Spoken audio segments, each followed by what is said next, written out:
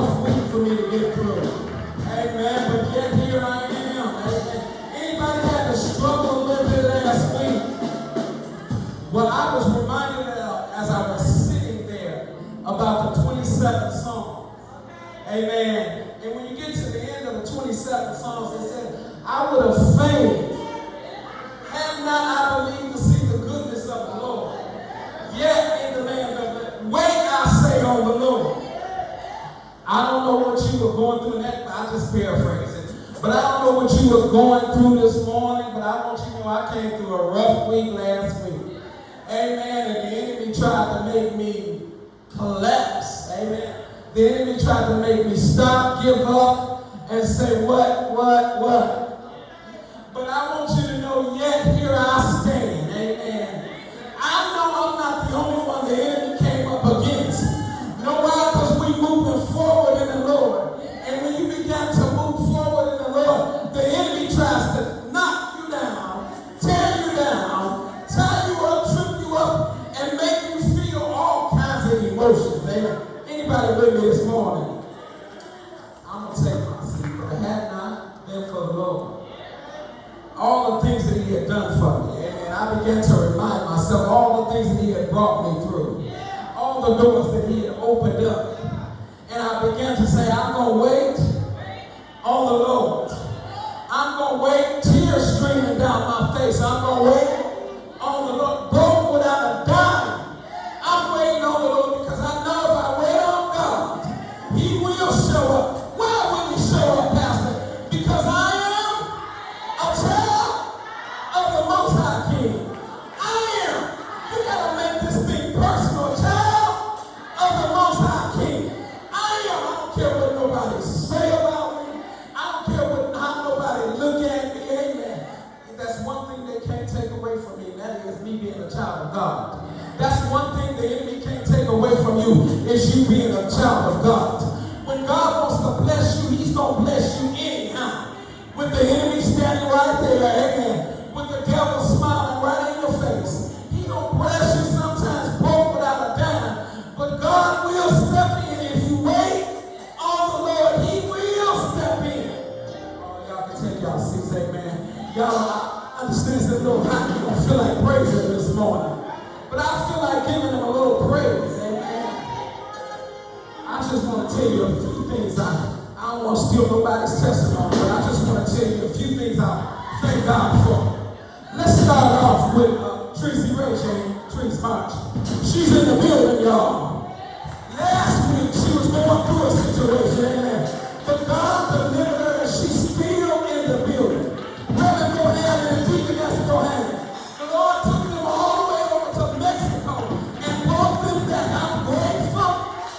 Mighty grateful. A lot of planes went up in the air, but every last one of them didn't come down right. I'm giving God some praise for all that he's done. Minister Deborah, she went somewhere and she know the highways and the Lord took her. I'm just trying to give you a little something to give him some praise for. Took her all the way and he kept her safely, and I'm grateful. Now how about this one, y'all? How about this one? Mayana Road. Y'all remember Mayana Road? We don't know her, but we've been praying for her. We've been asking God to open doors for her. I want you to know we got a message the other day that she's at home, y'all. God is still opening doors. She will be showing up soon, but she's at home. They said she wouldn't walk. They said she wouldn't talk. They said she wouldn't give us a my God is able to see if you wait on. Amen. I just want to give her a little praise. Now this young lady right here, I know she got her own testimony, amen. But I'm thanking God for Latrell Carmine. Amen. It was just say a little bit, it was another bullet that saved his life. Amen. It went right through his neck, but yet he's still alive. They said those things just don't happen. It's been twice in the last 2 months that God stepped in and made it all right. He's in prayer answering. God, he opened doors and made ways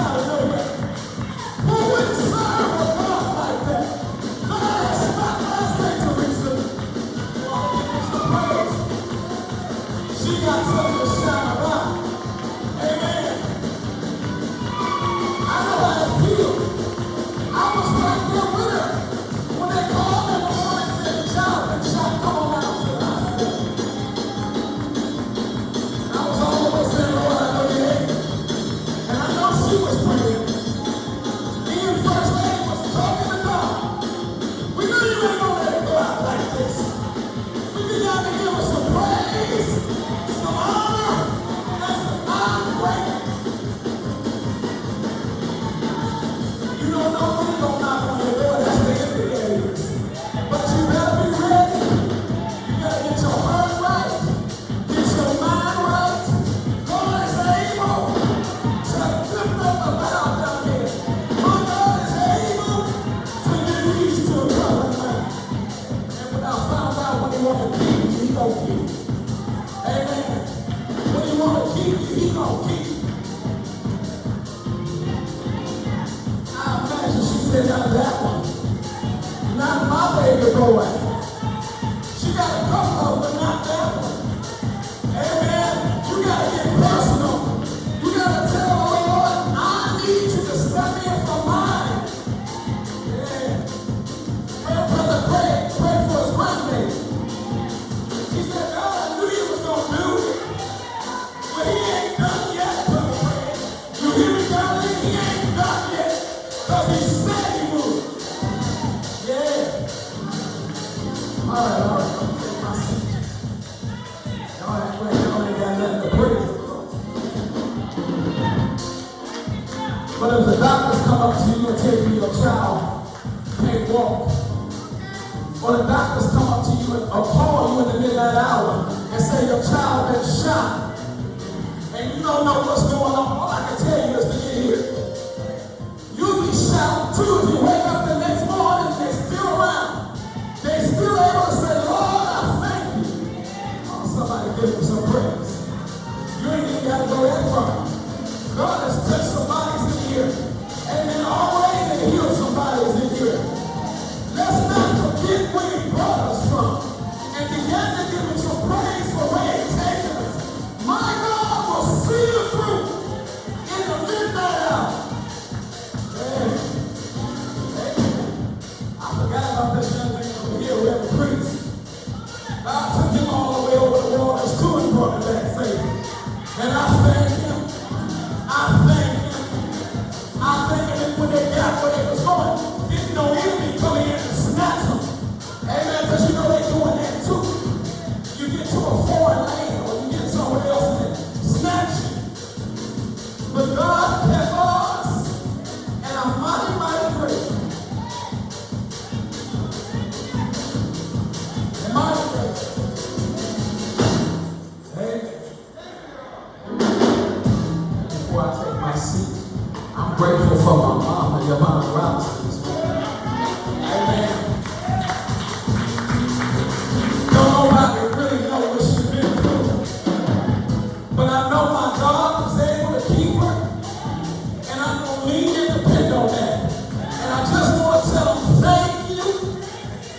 Thank you because you didn't have to do it. It wasn't because I walked up right or I talked the right talk all the time. But it was because I called on God and he heard my cry. I declare call on him this morning and he will hear your cry. Brother Davis, come on. Raise my right hand. Call his last name. Reverend Juan Davis. Amen. Anybody need a bottle of water? Leave your hand up so the ushers can usher you some water. They'll bring you some water. Leave your hand up.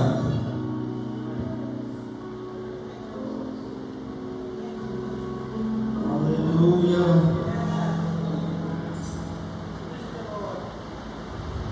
I'm so glad y'all here. I thought for sure I was going to preach to hit the chairs this morning. But you saints of God have pressed your way. And you didn't come in here to play around. You came in here to give God some praise. Amen. I should have been sitting down instead of standing up there that quiet. Knowing what I'm trying to do here. Yeah, this is the way light-skinned boys have their sweat.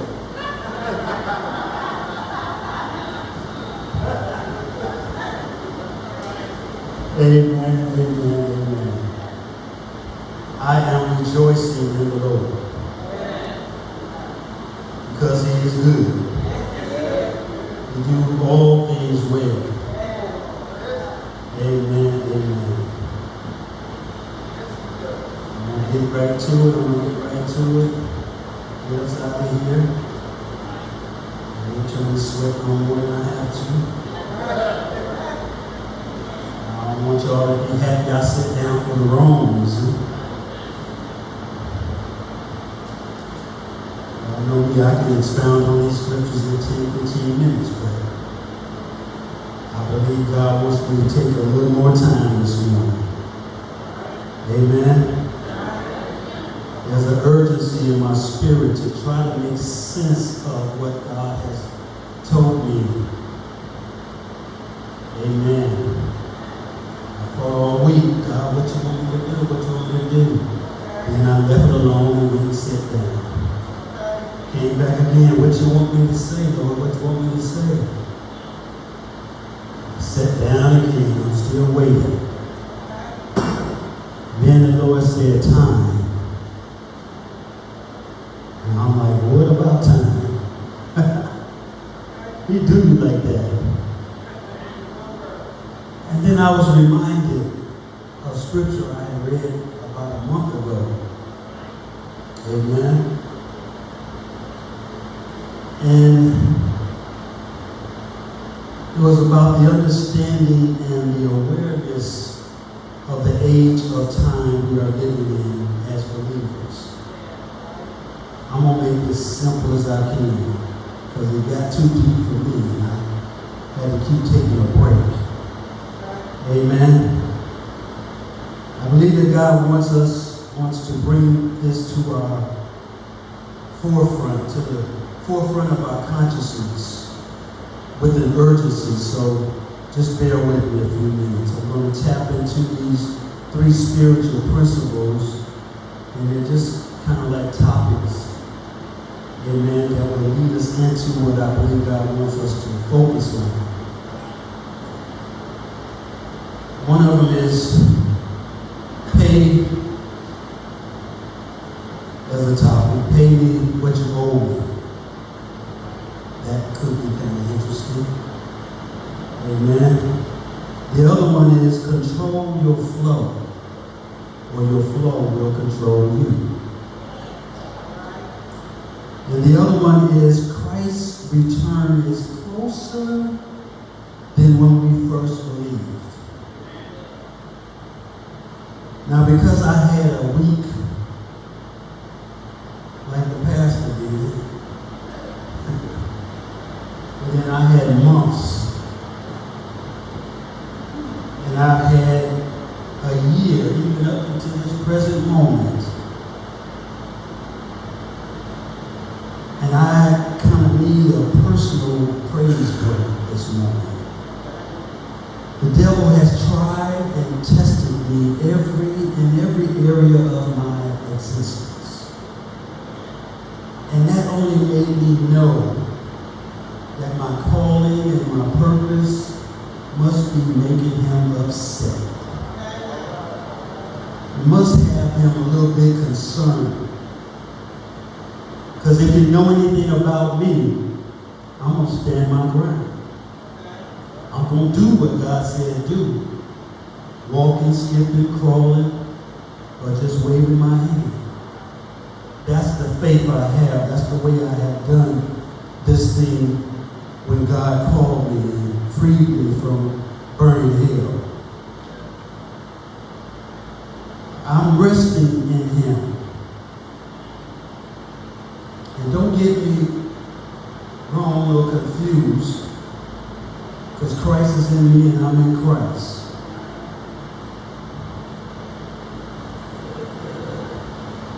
I just want you to know that my good days outweigh my bad days. Even though I'm talking about my wrestle with the devil. Because see, I know I wrestle not against flesh and blood, but against spiritual wickedness. I'm aware of what the struggle is. I'm aware of who the enemy is. Sometimes I wish you to stand right here in front of me so I can take care of it. but it's a spiritual thing. But see, that food been messing with me in the flesh and blood realm. Okay? And in my mind, and trying to make me think, give up, you ain't got what it takes to do what he's telling you to do. The physical thing won't make it right. The mental thing won't make it right. You just might as well give up on what God is telling you to do. So I've been warring with it. I've been struggling with it. And he just keep on nitpicking and nitpicking and nitpicking. And I got to get him an offer. One thing I found out is that if you praise God in the midst of whatever you're going through, no matter how it is, or how it looks, or how it feels, or how it seems, if you give God the praise, the devil got to back up off it. So I'm going to just take a minute, just a minute. This is for me. Hope you can come along with me, but this is just for me. I'm going to take these few words, it's just a handful of words, to give thanks to God and a testimonial praise with these words. Amen. I didn't consult a musician. She know I can't sing, I go off key, I don't know the notes. And then on top of that, this is an old school number. I don't even know if I ever sung it before. But it came to my spirit. It's just a few words, and it says, just another day that the Lord has kept me. Just another day that the Lord has kept me.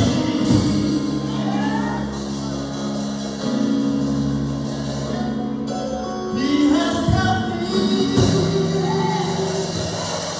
from all evil, and my mind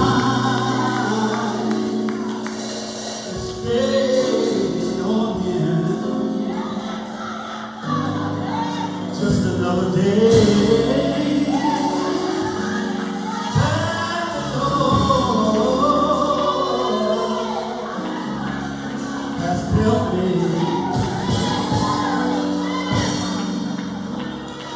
Just another day that the Lord has helped me. Just another day that the Lord has helped me. Devil, get out of my way. 'Cause He has kept me from all evil. Yet my mind is stayed on Him. Just another day that the Lord has kept me. Just a handful of words, but see, this is the thing I want the devil to know. I'm so glad that the Lord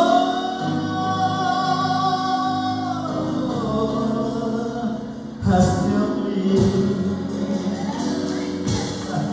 I'm so glad that the Lord has helped me.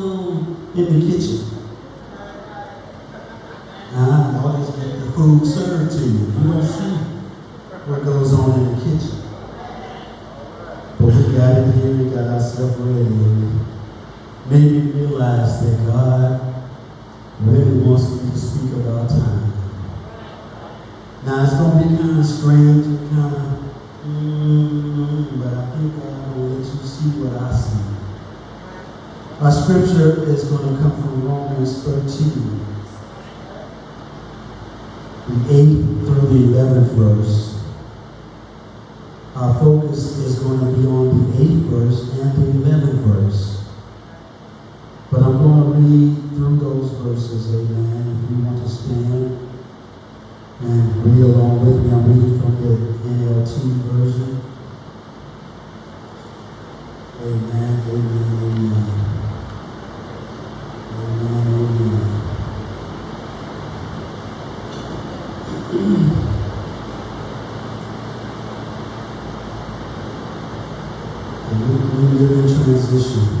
Translation, Romans 13, 8 through 11. Owe nothing to anyone except for your obligation to love one another. If you love your neighbor, you will fulfill the requirements of God's law.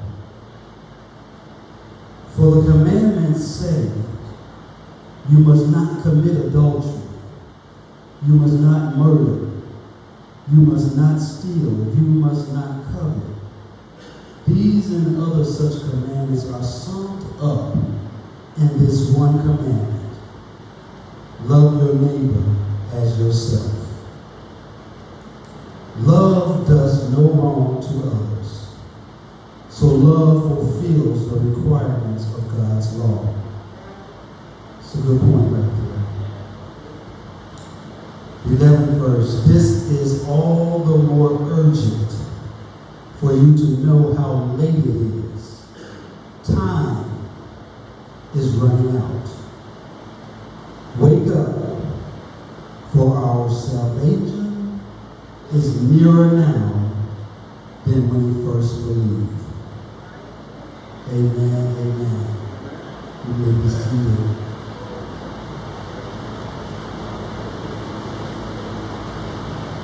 I want to read as I go to this first point, pay what you owe me. This translation is GW, is God's Words translation, which I never used or never even read before, but I ran across it. It's God's Word translation. And it reads the 8th verse like this: pay your debts as they come due. However, one debt you can never finish paying is the debt of love that you owe each other.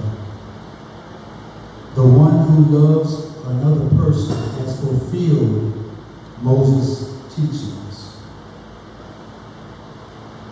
Let's have a little fun. Just look at your neighbor and say, pay me what you owe me.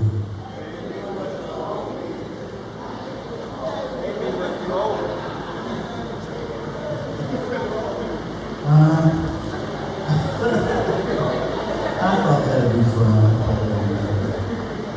Pay me what you owe me. Amen, amen. Have any of you ever known anybody or yourself who's been able to keep all 10 of the commandments? Go on, shame the devil. Raise your hand. Huh?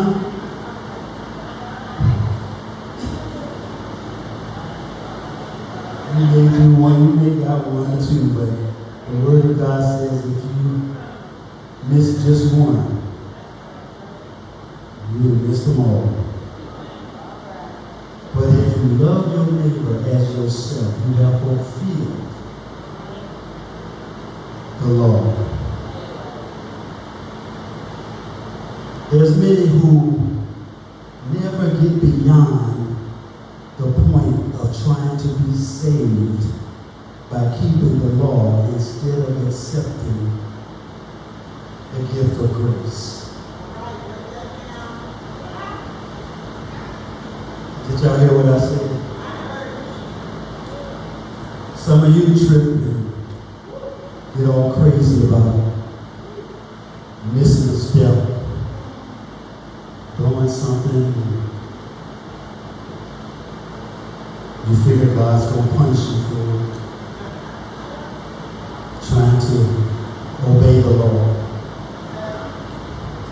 But we must embrace the full benefits of salvation and not stay stuck at the law of Moses.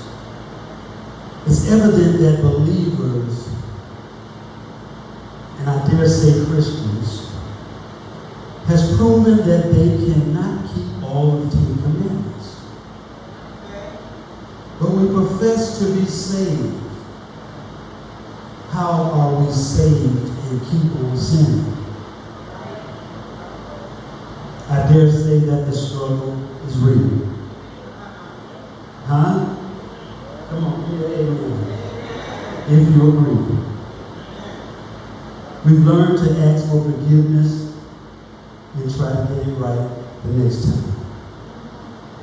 Stuck in an unfruitful cycle of guilt and shame. When all the time we should embrace the fact that our victory is in Jesus, who first loved us and paid the debt for our sins past, present, and future. Wrap yourself around that fact. Amen? Don't let the devil fool you. Jesus did not come to do away with the law. He came to fulfill the law. And when we nurture and allow that same love of Christ within us to have full control, we are able to love one another with an unconditional, what they call agape love. Amen. This love allows us to fulfill the law. And we begin to look more like Jesus in the earth, representing the kingdom of God. It's a process. It's a process. We're going to get to it. We're going to get to it. So owe nothing to no one except your obligation to love one another. If you love your neighbor, you will fulfill the requirements of God's law. As we should, we obey man's law. We render, as they say unto Caesar, what is Caesar's. We give him his due. We pay our taxes. Well, there's all kinds of taxes, but you know, those annual taxes, we do that, we do it one time, and then we cook it until it comes back around again. We pay back what you borrow. You try to. You keep your end. You keep your agreement. When you borrow, you make an agreement. You sign a contract. You do it in such a way that you're concerned about keeping your end of the bargain. Amen? This is where good stewardship over your finances come into play. And because we live in a system that is designed to keep us in debt, I ain't know amen. Some of y'all don't realize that. Some of y'all don't realize that. We've been trained since we came into the world to be in debt. That's how I know this is God's system. Okay, I'll keep on. We find ourselves borrowing to maintain our needs, but going into debt for all of our wants and emotional purchases is something we should be careful with. Amen? We are, after all, representing the kingdom. Remember, the word teaches us that the borrower, this is why I say what I say, it's in here. The borrower is a slave to the lender. Y'all look it up. I ain't even making this up. And I don't go into that real deep, but the borrower is a slave to the lender. So we do our best to pay our debts when they are due. And sometimes we get overwhelmed because we are overextended, and our resources become so limited, sometimes down to zero, that we simply throw up both our hands and holler like we just don't care. I get it, been there, done that, amen. Yet as believers, there is a debt that we are called to pay, a debt that comes due not monthly, not annually, but each and every day. It's a debt that keeps on debt.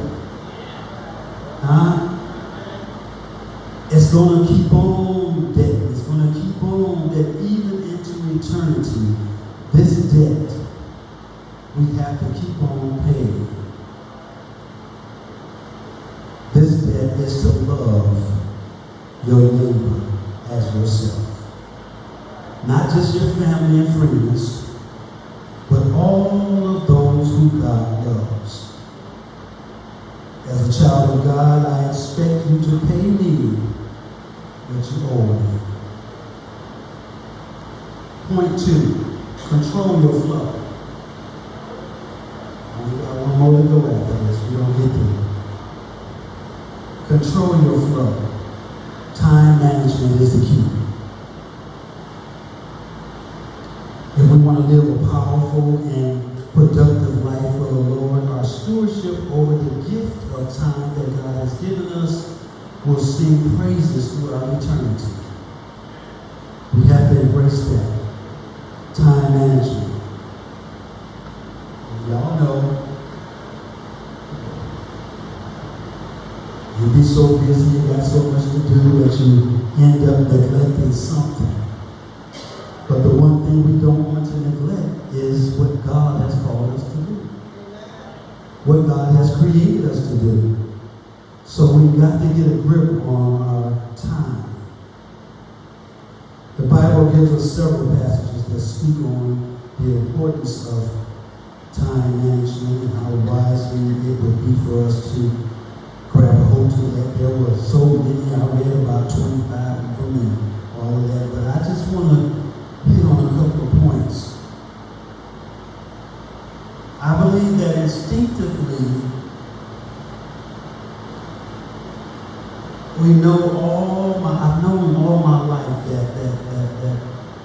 that if you don't control your flow, I don't know, it's just in me. I don't know if I coined the phrase, but I know I've been using it all my life because I have people who do things around time and about that time. And I had to start controlling it to the point where I don't let them steal my time.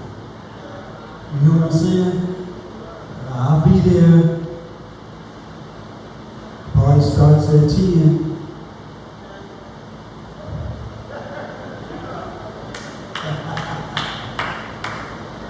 You know, you ain't getting ready till 11:30. I'm coming to pick up some tables and chairs. Can I bring them? I say on the form, you gotta fill it out. Fill it out, fill it out. Sign the agreement that you agree to these things. I will pick up at 12 o'clock. I will return in 2 days at 2:30 p.m. It will be 2:30 p.m. before you pick up. Let's not talk about when you return. Time. And I just instinctively know that if I don't control my flow, the flow will control me. Ephesians 5:15-16 urges us to be very careful then how you live. Not as unwise, it says, not as unwise, but as wise, making the most of every opportunity because the days are evil. If we are not wise in choosing what we do and who we do it with, we can miss good opportunities. You'll be somewhere that you shouldn't be, doing something you don't need to be doing. An opportunity that will change your life, your situation, was right there where you were supposed to be. Amen. Proverbs 16:3 encourages us to commit to the Lord whatever you do, and He will establish your plans. We must seek God's guidance in managing our time and trust that He helps us to prioritize the things we have before us so that our use of time is more effective and we're not just being busy and not being productive. Because that's where we would end up. I mean, how do you plan to build a house if you don't first weigh out the cost? Plan. Figure out what it's going to take. Who it's going to take to build it. How it's going to be done. And be believe me, if you don't consult God first, you may be out there with just some bricks. Psalms 90 and 12, teach us to number our days that we may gain a heart of wisdom. As believers, we should be very mindful of managing our time in a way that honors God and serving others. We are called to be good stewards of the time and the resources that God has given us. This ain't but a couple more pages, y'all. But the time and the resources God has given us, we're called to be good stewards over that. We've got to seek His guidance and direction. Why should we try to do things without consulting God? He knows more. He sees more. He already knows what He wants to do with you and within you. He already has a plan for you. Might not always be your plan, but it is God's plan. And it's God's plan that eventually rolls out. So get with the plan of God. And we will be good stewards over our time. We can surely minimize the risk of failed projects if we first consult the Lord to be sure that He would be pleased and receive the glory, especially when we profess to be that we're doing it for the Lord. These are good points. Don't fall asleep on me. If you do, just watch the recording. Amen. We have to minimize distractions, right? We got to shame together. How many of y'all take your phone into the bathroom with you? Ooh, no. I'll be like, it ain't that important. Have your private moment without distraction. Whatever you got going on, I am not going to be fumbling and jumping around in the bathroom trying to see what you're talking about. How many of you have your phone right there in the midst of cooking your meal? Come on, don't stop now. You might as well keep raising your hand. Because if you take it in the bathroom, you take it everywhere else.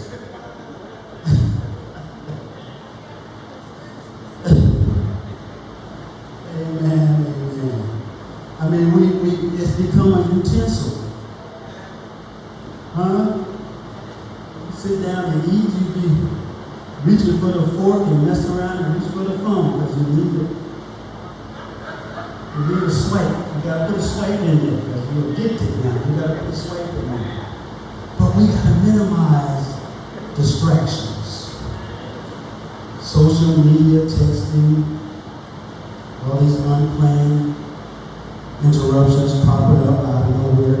I ain't crushing down on nobody. I understand why we are where we are. I understand it's a scientific move. Okay? It's a study that's been done to get us to doing the things that we do and keep us caught up in the things that we're caught up in. But I think that's why God wants His people, His children, to recognize the time that we're in and how we've got to get ourselves together for now is the time. Now is the time. Amen, amen. I'm not even going to go there. Recognize that things are not as important as they appear to be. Amen. Everybody's 911 don't have to be your 911. Use a little wisdom. Don't jump and move to everything that's moving. Don't think you got to be there and do this and do that and do all that just because. Above all, managing our time. God has called us to take a rest. God created the Sabbath for man. Some of us haven't really studied that thing, but He created the Sabbath for man. He didn't create man for the Sabbath. Okay? Even God Himself took a day of rest as an example to us. He created everything in 6 days, but the seventh day He rested from all that He did.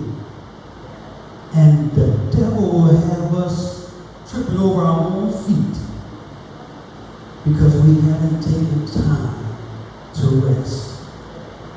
And I'm not telling you to trip on the Sabbath. Is it Saturday, Sunday, or whatever? The Bible tells us it's Saturday. Somebody else told us that it's Sunday because of this, that, and the other. But God said it's Saturday. Whether you acknowledge it on Saturday, Sunday, Monday, Tuesday, Wednesday, Thursday, or Friday, I don't think God's going to be mad at you if you at least take a day of rest. Amen?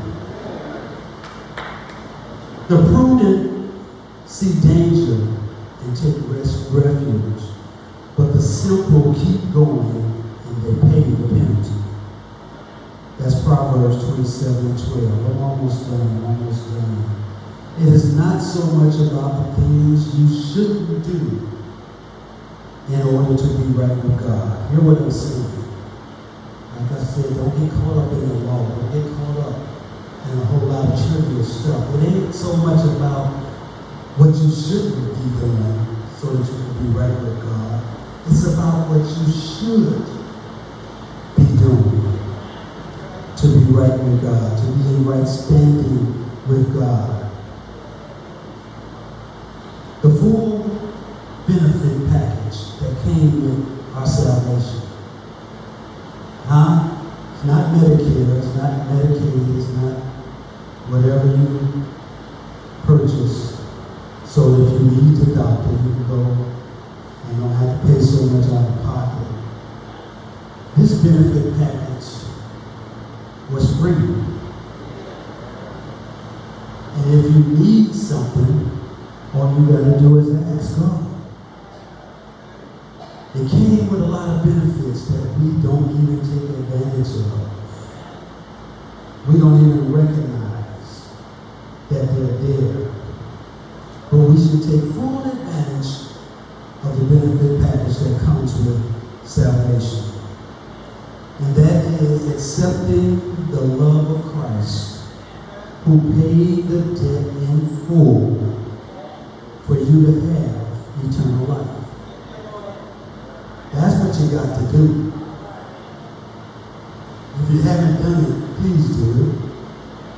That's what you got to do. Accept that fact that Jesus paid a debt that you could not pay. He paid a debt in full for our sins. Because the Bible tells us what? The wages of sin is death. And you and I will surely going to die. Not just die out of this body, but we're going to die an eternal death. No more you, no more I. But Jesus paid that price for our past sins, our present sins, and our future sins. Learn to control your flow so that the flow of this world don't control you. And so that it doesn't control you to the point that you won't be ready when Jesus comes. He's a good person. I know. It's too hot to jump and holler anyway.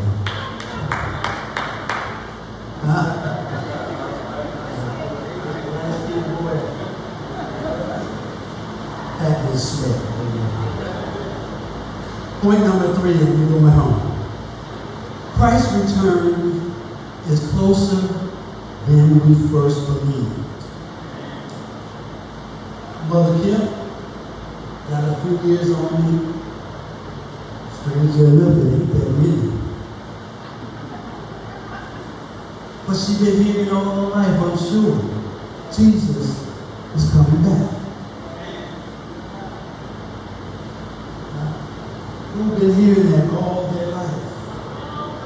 Jesus is coming back. And sometimes we wonder when.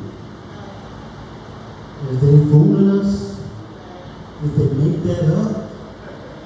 Well, when they asked Jesus when is he coming back, he said, only the Father knows. Huh? And although we may use our time in crazy ways, party starts at 8, we get there at 10. Doctor's appointment is at 7 or 6 or 8:30 or 10 o'clock, and we just leave the house 10 minutes to 10. And it's okay, because when I get there, they don't let me in. But God has set an appointed time known only unto himself when Jesus will return. So when we think about, we've been hearing that all our lives, whatever, think about this fact. Jesus could have took us with us when he left the first time. But he didn't. Why? Because he came down here. To kick the devils behind. Let me just say it like it is. Because Satan tricked Adam, who God had given dominion over the earth. And then he had dominion over the earth. The Bible tells us that he's the prince of the air, the ruler of this world. All script, but listen here. Jesus said, prepare me a body. I'll go down and redeem man. And there was only one way and one thing that could redeem man. It was the shedding of pure innocent blood. And you and I both know we wouldn't be the one. But Jesus shed his blood to redeem man. And before he got up out of here, he went down to where Satan was. He said, look here, boy. You know me, and I know you. Give me the keys. He took it back, and he gave it back to us.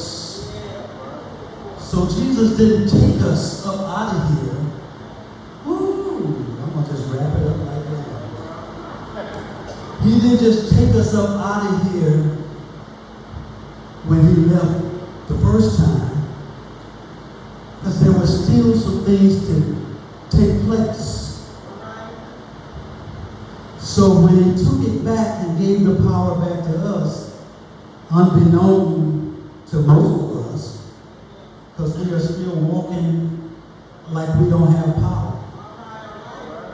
We are still working in and out of things like we don't have the victory. We seem that we are the head and not the tail, but we drag along like we don't have a clue. He left us here to do what? Study his word. Get closer to God. Learn to hear his voice. Because he's forever present with us. When we were born again, we were born a new creature with a new spirit. And God had said a long time ago, I'm going to write my spirit on their hearts. He lives in us. It baffles me sometimes how some believers don't realize that God's Spirit is in us. I understand our level of maturity, We're taking baby steps. We got to do this, we got to do this, we got to do this. The preacher is preaching the word of God, but you don't always come to hear it. Huh? And he says you got to hear. And then he says you've got to start yielding to the Spirit, not the flesh. But if you don't practice these things, if you don't know this is the way it works, you walk around like it's just you, yourself, and I. You walk around acting like you can take Jesus anywhere. And you can have Jesus doing anything. You can have Jesus saying anything. But if he's in you, and he wants you to yield to him, that he can take full control of what? The body that he bought and paid for. You still think you belong to yourself. You still think you own it all. You still think you have a right to do what you want to do when you want to do it. But you don't belong to yourself. You belong to Jesus. He's in you. Even in your worst situation, if you would realize and remember that he's not way over there, that he's not way over there, that you don't necessarily have to get to the church house. You don't necessarily have to lay prostrate on the floor. You don't necessarily have to light a candle. You don't necessarily have to burn incense. You don't necessarily have to seek the guidance and the teachings of somebody who you think has more going on than you. All you got to do is talk to Jesus, who's right here, wherever you are. Oh, I'm off script. I'm off script. But this is going to wrap it up. His return is closer than we first believed. And this scripture, the 11th verse, that says, this is all the more urgent for you to know how late it is. Time is running out. Wake up, for your salvation is nearer now than when we first believed. And I'm going to wrap it up with that, because I think we moved from mastering paying that debt that we owe. Because when we pay that debt of loving one another, we fulfill the law. And when we recognize that time is a gift from God for a purpose that glorifies him, and we start managing our time, and we start using our time wisely and not foolishly, then we'll be able to say, well, I can't do that. I can't go there. I can't do that. I can't keep working 2 or 3 jobs because I ain't giving no time to the Lord. I can't keep spending on things that makes me feel good and buying things that I want and not give something to the kingdom of God. We'll find out that he's on his way back. And when we manage our time and fulfill that law by loving one another and managing our time and being conscious of the fact that God wants to use me. He wants to use my hands, my mouth, my voice, my eyes, my feet. He wants to use this body. Yield to the Spirit of God and not the flesh. Then we'll wake up out of that sleepy, lazy state that we're in. We'll wake up and realize that we are in an age of time. This is an age of time. This is what this 11th verse is telling us. Wake up, recognize, be aware. It is urgent that you know why Jesus left us here. He left us here to occupy the earth, to rule over the things of the earth. Not to begin to look so much like the earth that he can't recognize us.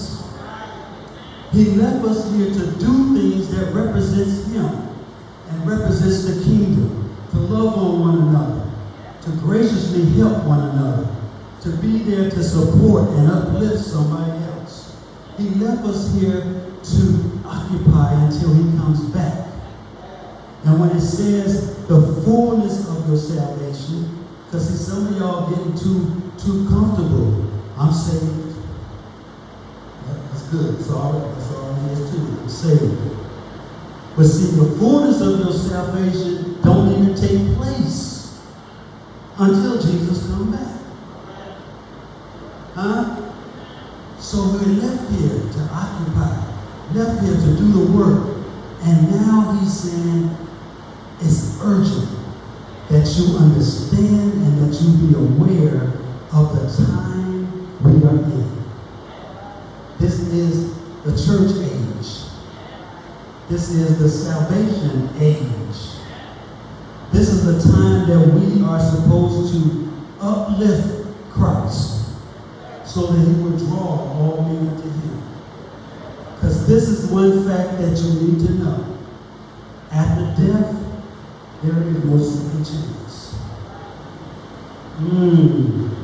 I know he's a God of a second chance. He's a God of a third, fourth, fifth, and sixth chance. But if you die before you accept the grace of God, the salvation of God, you don't get a second chance. Is that the word, McIntyre? That's the word. So he left us here to represent him, to be what he's called us to be, to do things in such a way that we're not saying we ain't got time or saying we don't have enough to make it work. No. We are victorious in Jesus. We have all power to do what God has called us to do. We have all the resources at our hand. We don't see them and we don't tangibly partake of it because we're too busy trying to live our life as if Christ is not in us. I know. Ain't no shouting. Ain't no jumping around. I'm done. But this is what he wanted to happen, right? This is what he wanted to happen. He wanted us to be urgent, to be aware, to know why we are here. Huh? And we ain't here to just get as many fine cars and fine outfits and fine houses and fine whatever. That's not why we're here. Enjoy some of it. God, here's the thing. If you do what he tells you to do, he gonna give you some more. That's the way it works. But if you're struggling on your own, in your own time, in your own mind, in your own way, not consulting him in what you do, then you will just keep on chasing your tail. But when we yield and know that we are here for that reason, Jesus, God wanted you to know in this scripture, to urgently be aware and understand. Amen. Come on, Pastor. I'm opening the doors of church. To be aware, to understand the time that we are in. Is that important? Raise your hand if you hadn't even thought of it that way. Praise God. Praise God. Praise God. You hadn't even thought of it that way. But study the word so you can know that he is in you. He's right there. He's just a thought away. Sometimes I don't even worry about praying. I just be like a homeless person. Jesus, you know. God, what you trying to do? You know what I have to do. You should be talking to me. One time I said Jesus, and somebody said, yes, that's the people. Boy, you know what's going on. You hear what I'm saying? Because he's that close. He's right there. He's forever present. with us. He may not do things when you want it, how you want it, but his perfect plan and his perfect purpose for our lives is perfect. He don't always intervene. Huh? Everybody that got shot didn't live. But he let things like go right there in the neck and right there, that's something that would have taken you out of here. And he said, no, he's not going to do it. That's the fact that he can do what he want to do. How he want to do it. When he want to do it. For who he want to do it. And if he doesn't do it the way you want him to do it, or think you need him to do it, let that be all right, because this is a temporary situation. This is a temporary time that we're in. It's a time of grace, it's a time of salvation, but this too will pass. And I don't want us to get to the point where Jesus comes back and he said, you didn't do nothing with what I gave you to work with. You should have known enough about me that you should have used what I gave you to work with. Why? Because I got some rewards for you. I got some blessings for you into eternity if you do what I called you to do. Amen. Amen. Love one another. Fulfill the law. Quit circling around the law. Manage your time so that most of your time is about God's business. Don't be fooled by the world. Recognize that we in an era, in a time where we need to be working harder for Christ than we have ever worked in our lives. Because no man knows the time, no man knows the day or the hour when Christ will return. And I don't want to be caught with my work undone. Amen. Amen. The doors of the church is open for people. Amen. Amen.